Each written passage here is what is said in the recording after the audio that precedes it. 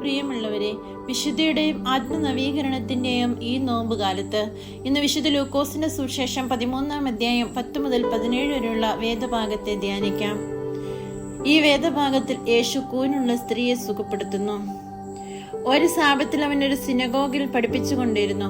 18 വർഷമായി ഒരാത്മാവ് ബാധിച്ച് രോഗിണിയായി നിവർന്നു നിൽക്കുവാൻ സാധിക്കാത്ത വിധം കൂനിപ്പോയ ഒരുവളെ അവിടെ ഉണ്ടായിരുന്നു.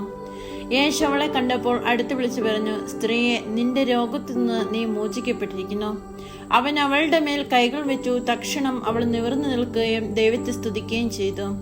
യേശു സാബത്തിൽ രോഗം സുഖപ്പെടുത്തിയതിൽ കോപിച്ച് സിനഗോഗ് അധികാരി ജനങ്ങളോട് പറഞ്ഞു, ജോലി ചെയ്യാവുന്ന 6 ദിവസങ്ങളുണ്ട്. ആ ദിവസങ്ങളിൽ വന്ന് രോഗശാന്തി നേടിക്കൊള്ളുക, സാബത്ത് ദിവസം പാടില്ല.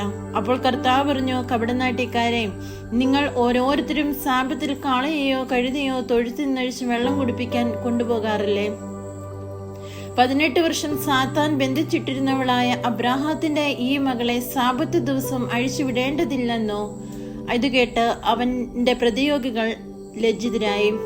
എന്നാൽ ജനക്കൂട്ടം മുഴുവൻ അവൻ ചെയ്തിരുന്ന മഹനീയ കൃത്യങ്ങളെക്കുറിച്ച് സന്തോഷിച്ചു. സ്നേഹമുള്ളവരെ, നമുക്കും ഏതെങ്കിലും വിധത്തിലുള്ള കൂനുണ്ടോ എന്ന് ഈ നോമ്പുകാലത്തിൽ ആത്മശോധന നടത്താം. സഹോദരരെ സ്നേഹിക്കുവാനും കരുതുവാനും മാതാപിതാക്കളെ ബഹുമാനിക്കുന്നതിലും എന്തെങ്കിലും സഹായം ആവശ്യമായവരെ മനഃപൂർവ്വമായി സഹായിക്കാതെയും ദൈവത്തിന്റെ മുൻപിൽ നിവർന്നു നിൽക്കുവാൻ സാധിക്കാത്ത ഒരു വ്യക്തിയാണോ എന്ന് ആത്മശോധന നടത്താം.